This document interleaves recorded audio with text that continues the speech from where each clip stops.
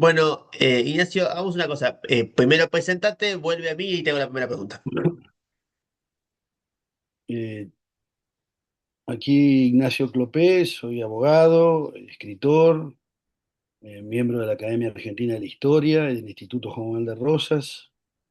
Eh, Me dedico a escribir y bueno, acá estoy para compartir lo que escribo. Justamente has escrito mucho sobre Juan Perón.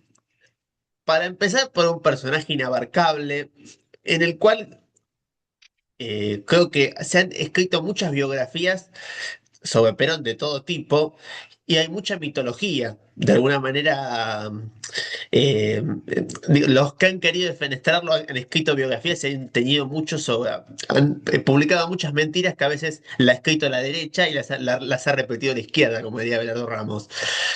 Pero para empezar puntualmente, sobre el supuesto origen indio, la cuestión mestiza de Perón, ¿qué se puede decir? Que también se habló en una época que era hijo de indígena, cosas así. ¿Qué se puede decir de eso? Sí, es cierto que Perón, después de 50 años de haber fallecido, 51 años, sigue siendo una persona y, y que la gente se interesa y aparte en el ámbito de la política sigue marcando un poco las líneas de la política porque es tal vez el hombre más relevante de la historia argentina del siglo XX. Y es cierto que se han escrito muchas cosas, algunas biografías, ensayos, tesis doctorales, escritas algunos por historiadores, otros por periodistas, otros por opinólogos, y muchos de ellos es cierto que se hacen eco o reafirman los mitos en torno a su persona desde distintos puntos de vista. Con relación a su nacimiento y al origen, al supuesto origen indio de Perón, yo pude trabajar en uno de mis libros, pero en alguno más precisamente, sobre esta cuestión. Porque claro, cuando uno hace historia o cuando se escribe la historia, hay algunos que la hacen sin documentos, sin fundamentos. Es una historia, digamos, floja de papeles, como se diría, ¿no? En el léxico común, floja de papeles. Y entonces, a veces también toman algunos reportajes que le hicieron a Perón a lo largo de su vida, pero principalmente durante la etapa del exilio donde también Perón no conocía muy bien sus ancestros, digamos la verdad, o sea, él no se puso a hacer una genealogía seria sobre de dónde venía, de dónde procedía. Y entonces también Perón jugaba con el interlocutor como para provocar o como para decir algo que, digamos, que levantara un poco de humo o decía algunas cosas sin tener certeza, hablando de su propia familia. Y esto lo digo concretamente porque me he tomado laburo de investigar los orígenes de Perón con los documentos, con las partidas, con las actas, con los libros de pasajeros de entradas al país, con los lugares de donde Perón procede, en Europa principalmente, ¿no? Porque Perón tiene lo que se llama un gran mestizaje. Perón es gringo por el lado de su apellido Perrón, que era Perrón sin tilde, con doble R, y después tiene los Sosa Toledo, que son criollos de vieja cepa en la Argentina. Perón ostenta 16 generaciones en la Argentina, que eso no cualquiera de los que hoy caminan por la Argentina o por Buenos Aires lo puede ostentar. Y con Perón está documentado. Entonces, cuando uno estudia ese tipo de información rigurosa, porque ahí uno no puede inventar, ¿me explico? Uno no puede inventar ahí. Entonces uno apela a las partidas y apela a las raíces. Y ahí no hay fábula, no hay novela, no se puede suponer. O no puede el historiador escribir, o el escritor, o el opinólogo, escribir según lo que le parece o lo que garpa. Entonces, claro, garpa que Perón tenga sangre de pueblos originarios. Eso garpa, ¿no? Garpa. ¿Por qué? Porque la izquierda nacional lo utiliza como una bandera, ciertos progresistas también les gusta, Y claro, y después los enemigos de Perón dice era un indio, entonces por los dos lados, por uno se beneficia y por el otro se perjudica. Ahora, es falso esa ascendencia indígena, al menos desde donde la pretenden anclar. Le pongo un ejemplo. Usted córteme si tiene que cortarme, ¿no? Yo hablo, usted si tiene que repreguntarme o si tiene que ser más breve, en la respuesta soy más breve.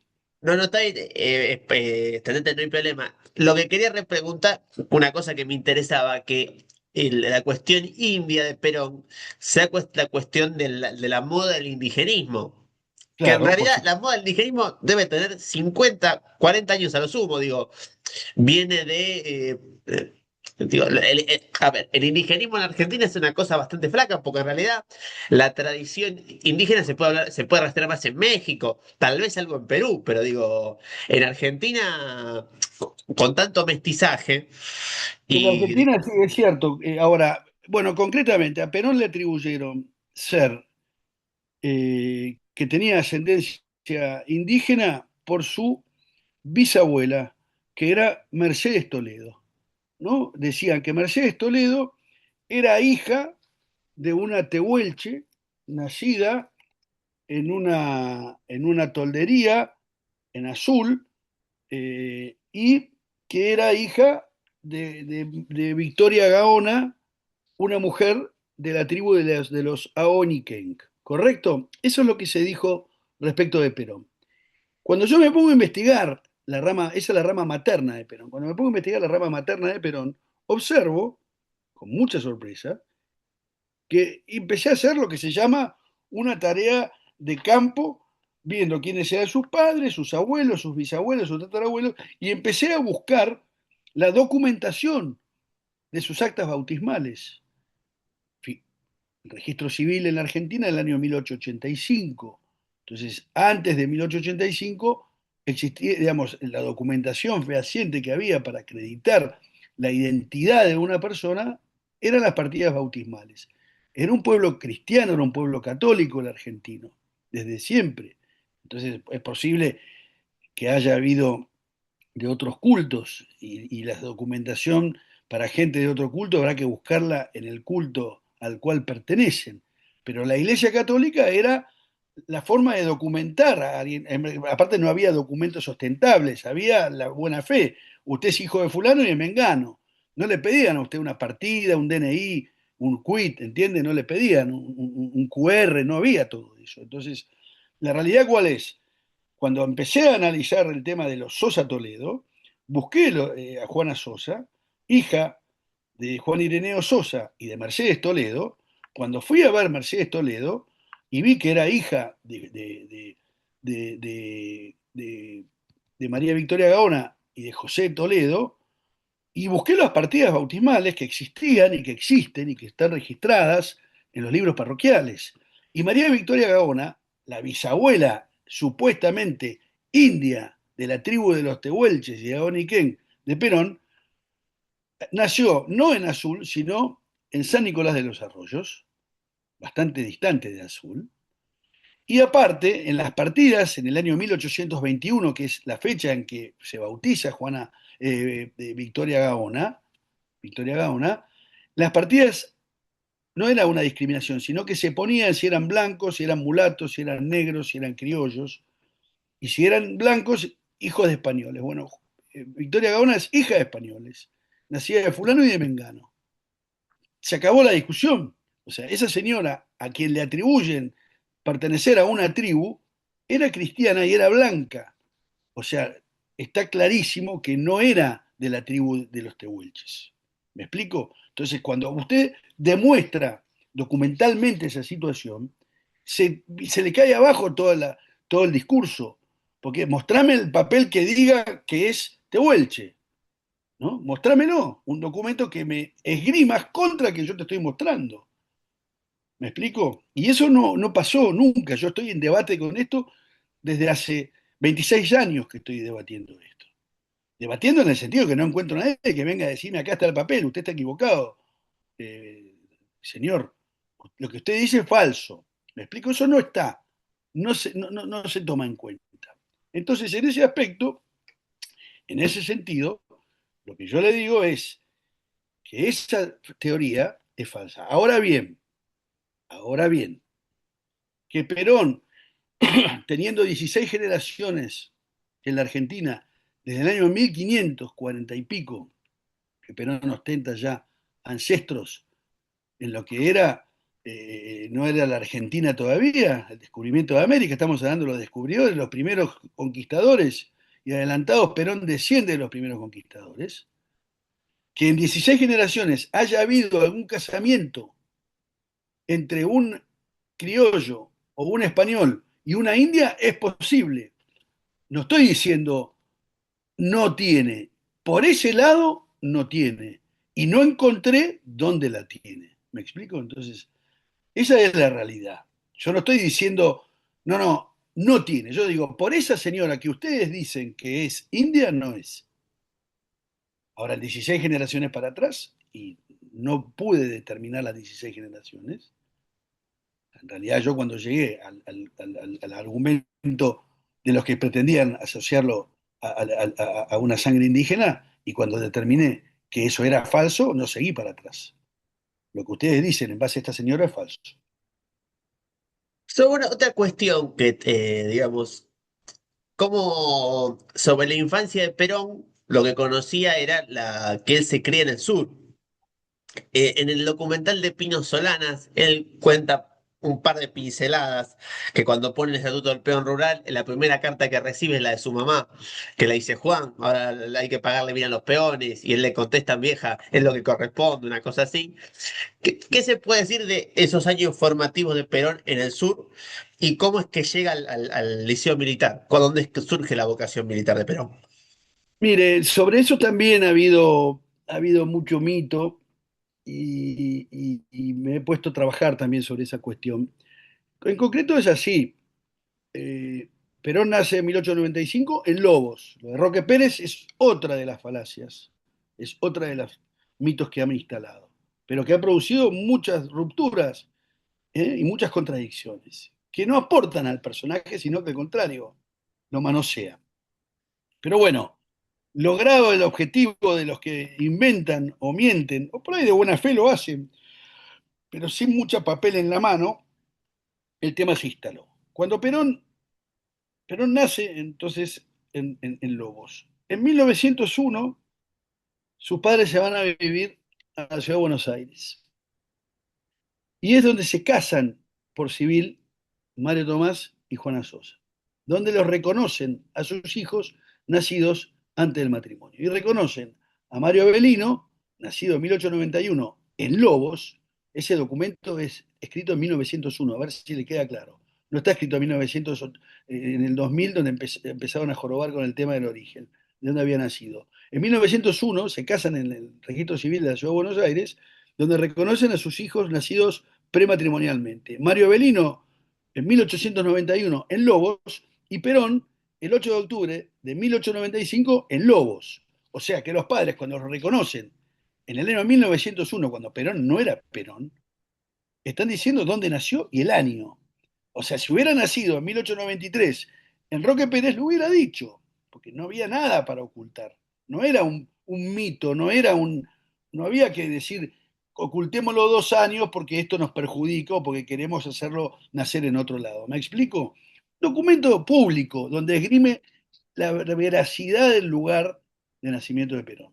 Bien, en 1901, a los pocos meses, los padres adquieren una propiedad en el sur y se van al sur. Y Perón está viviendo con sus padres 3 años en el sur, nada más, de 1901 a 1904, ¿correcto? 3 años está.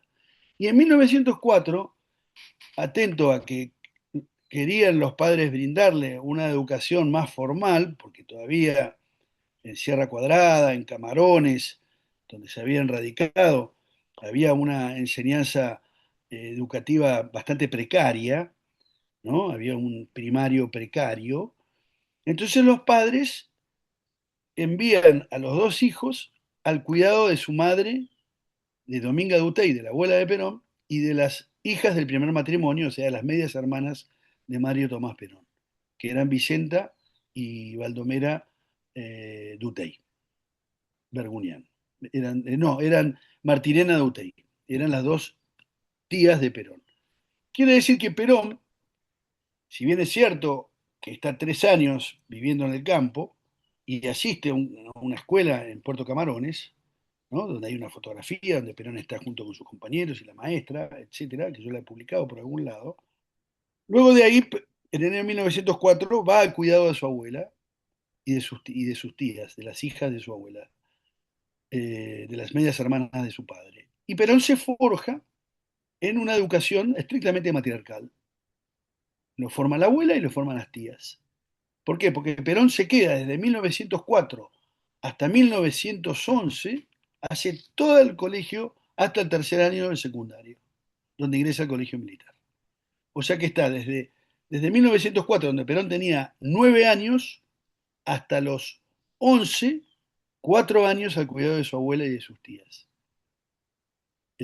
4, 11, no, 4 no. En el 11 tenía 15 años. Desde los 9 hasta los 15 años, Perón está al cuidado de sus tías y de su abuela. Y ahí es donde Perón recibe lo que yo generalmente digo, que es una formación estrictamente matriarcal. No había varón, la abuela estaba viuda, las tías eran solteras, ellas eran educacionistas, tenían un colegio que se llamaba Escuela General San Martín, cerca de lo que hoy es la Iglesia de la Merced, ahí en el microcentro porteño.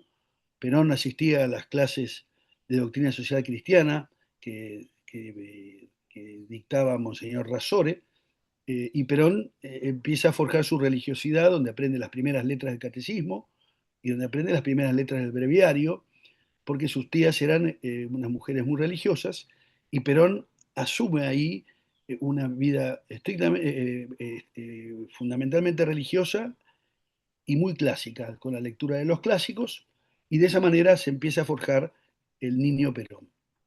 Obviamente él iba en las vacaciones, iba a la Patagonia a pasarla con sus padres, pero luego de marzo a diciembre estaba al cuidado de su abuela y de sus tías. Él cuenta en la Revolución Justicialista que cuando cumple 18 el padre le regaló un par de libros y como que esos libros marcaron su visión política. Digamos, la formación política de Perón ya cuando él estaba en el liceo y demás, cómo se va construyendo ideológicamente Perón en el liceo y cuándo empieza a ver las primeras marcas del Perón que conocemos después. ¿Qué se sabe de Perón en el liceo en sus No, veintipoquitos? Perón en el colegio militar es un militar ni destacado ni apocado, está en la línea media, digamos. Hace correctamente su colegio militar. En ese momento el colegio militar él entra en 1911, 12 y 13, son 3 años que había de formación militar en el colegio militar. Él ingresa en 1911 cuando tenía 15 años y se egresa a los 18 años en diciembre de 1913. Perón tiene una formación clásica.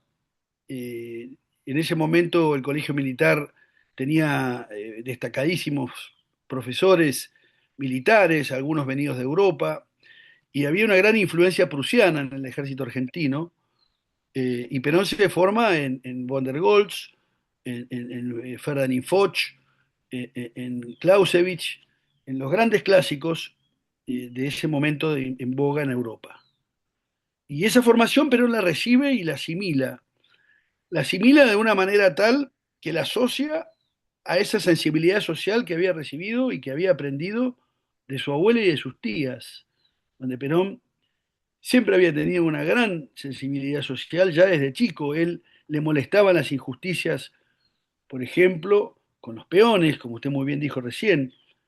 Él una vez, siendo niño, le dice al padre, ¿por qué los peones no comen en la mesa con nosotros? ¿No? El padre se queda mirándolo como diciendo, ¿de dónde sacaste eso? ¿No? Ese tipo de cosas donde marcan un Perón que ya él miraba hacia otro sitio. Su formación sí, ahí lea Plutarco, el de Martín Fierro y las cartas de Lord Stanford a su sobrino, a su hijo. Son los 3 libros que le regala el padre.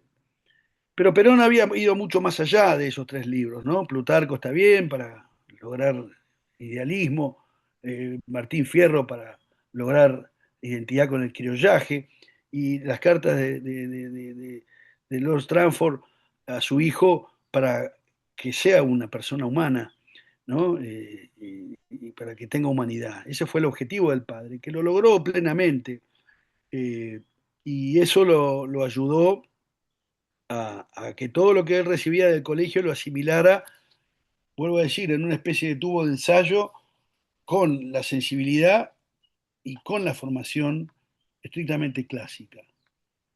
Y por eso Perón, eh, cuando va a su primer destino en a Santa Fe y a Entre Ríos, que le toca ir a Entre Ríos, y ya tiene su primera experiencia en el monte entrerriano y observa cómo vivían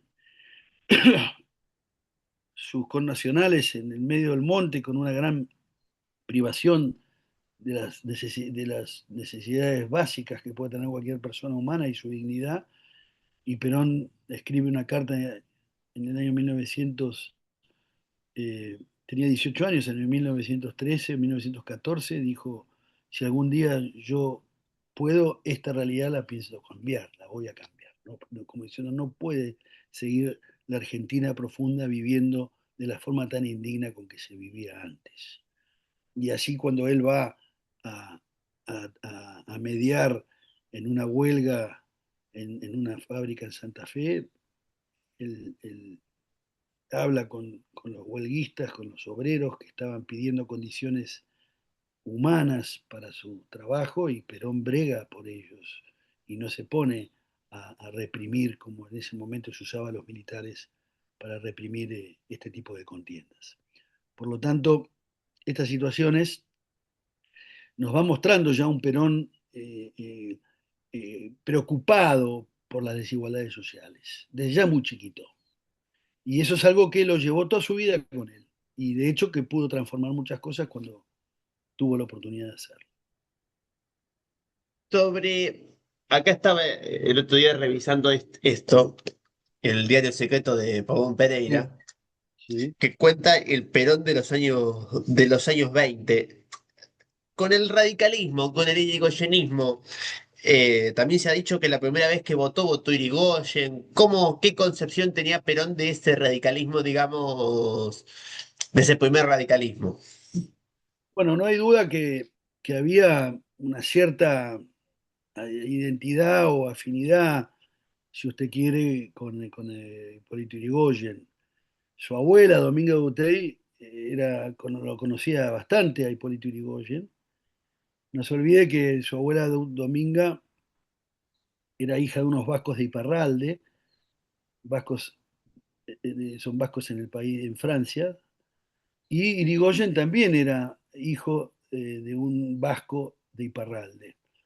Por lo tanto, había una afinidad de identidad del mismo pueblo, me explico, del mismo lugar, venían de los mismos ancestros, si usted quiere, de los mismos orígenes vascos. Y los vascos en ese sentido son muy unidos, son un pueblo muy particular, pero que donde uno identifica a alguien del mismo barrio, como se diría, tiene afinidad o se hace inmediatamente una cuestión de afinidad. Y Dominga tenía buena relación con Hipólito Yrigoyen cuando Hipólito Yrigoyen estaba haciendo lo que se llama la política territorial en Buenos Aires antes de ser presidente de la República, ¿no?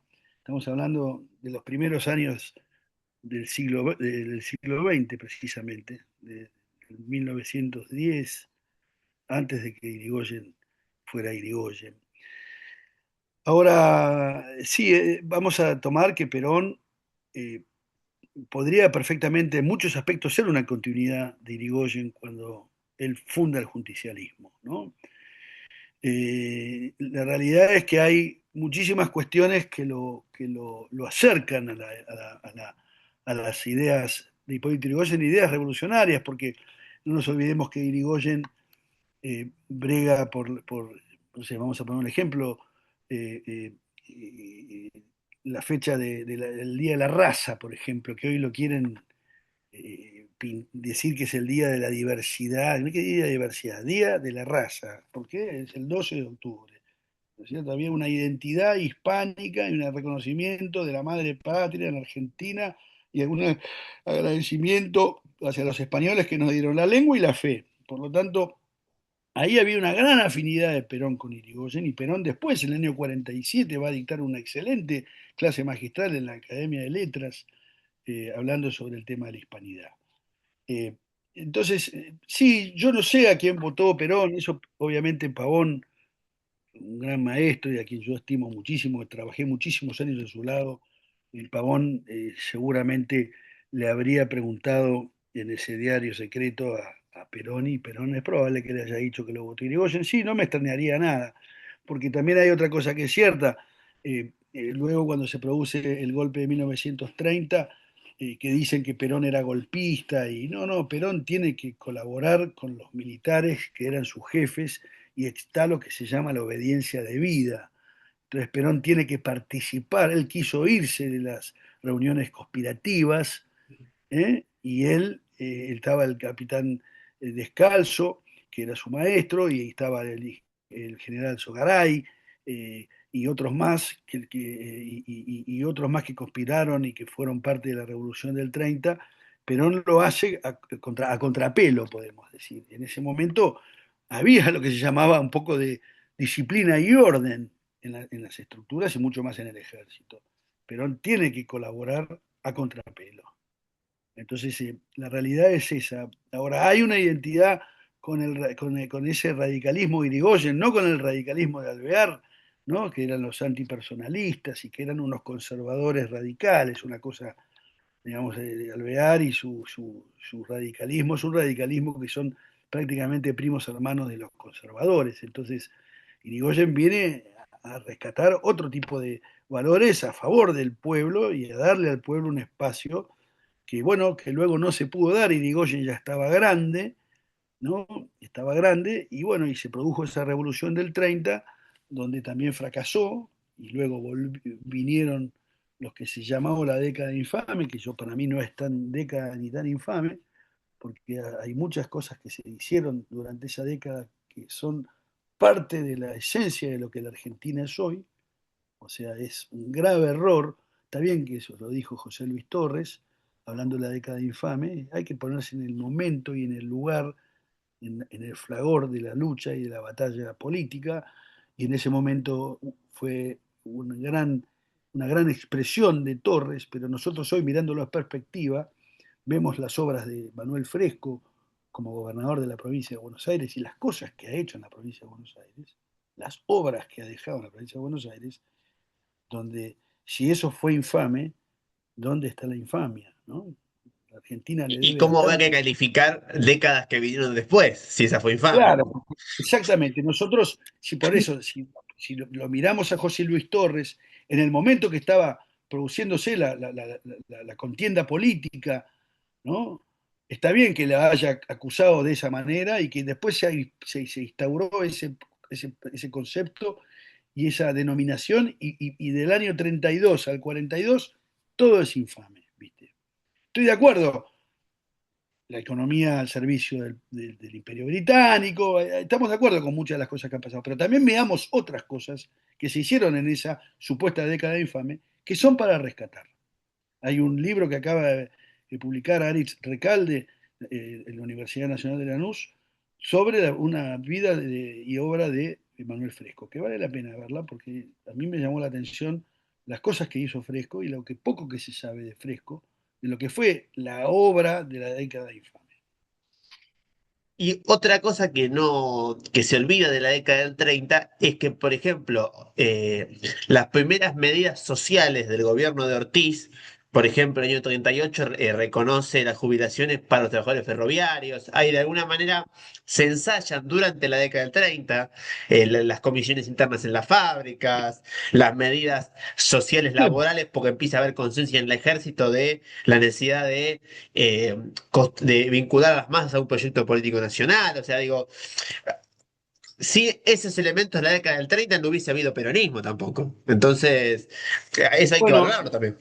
bueno, por eso digo que Perón no nace de un repollo, ¿viste? Y hay una gran conciencia que va madurando y que Perón la sabe leer. Ahí la diferencia que hay es que Perón sabe leer los hechos políticos que sucedieron en la Argentina después, cuando Perón es importantísima la figura de su primera esposa, ¿no? Que yo en el libro Perón íntimo este que presenté ayer desarrollo un capítulo preciso a la importancia de Aurelia Tizón, Potota Tizón. Ahora, Perón en el año 36 va de agregado militar a Chile, está del 36 al 38, está 2 años fuera en Argentina. Ahora, durante esos años Perón desarrolla en la Embajada Argentina en Chile una actividad tremendamente sociopolítica, para que yo la rescato en el libro, que también poco se sabe. Perón hace un gran ensayo sociopolítico en Chile, con sus actividades.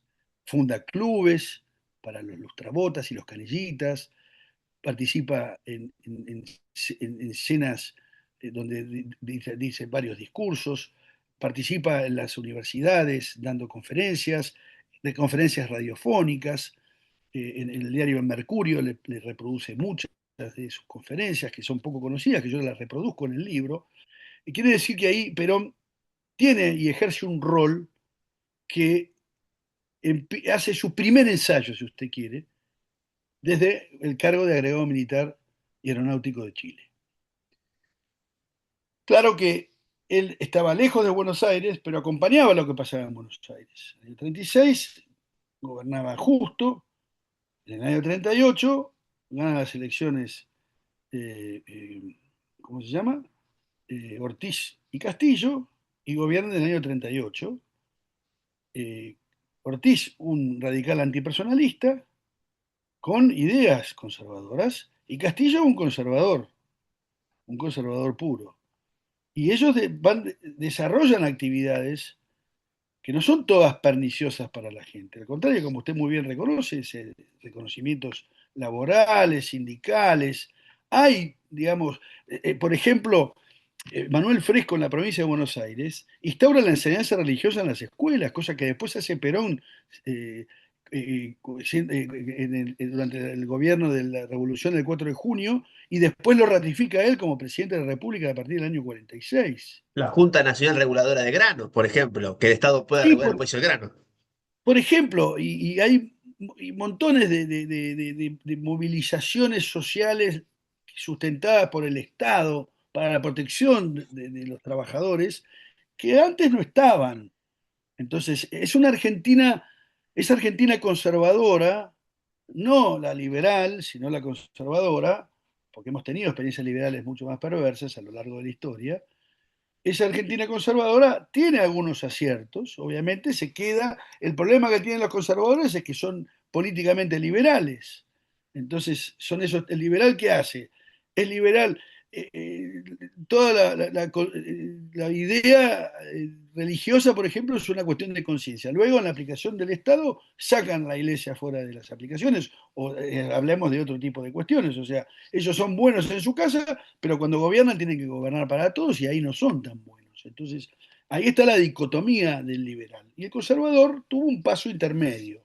Ahora bien, esa situación, Perón la observa y la va madurando, porque obviamente Perón en el 36, en el 37 en Chile, hace ese ejercicio, pero él no tenía ni a palos una idea inmediata de producir nada en la Argentina, porque un, era un mayor del ejército.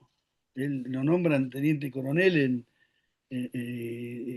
no, va de teniente coronel a Chile. Va de mayor y después lo nombran teniente coronel, no me acuerdo ahora bien. Pero no tenía gravitación, no tenía gravitación. La gravitación Perón la empieza a tener en el año 43, cuando él vuelve de Europa.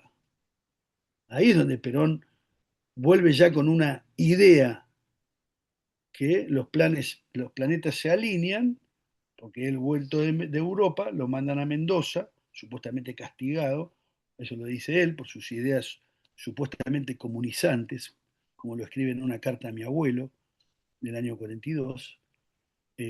Y entonces ahí donde lo mandan a Mendoza, y en Mendoza se encuentra con Farrell y con Mercante. Y es ahí donde empiezan a peregrinar la posibilidad de una revolución que restaure realmente el orden en la Argentina y no los ensayos anteriores que habían sido fracasados. Ahí con eso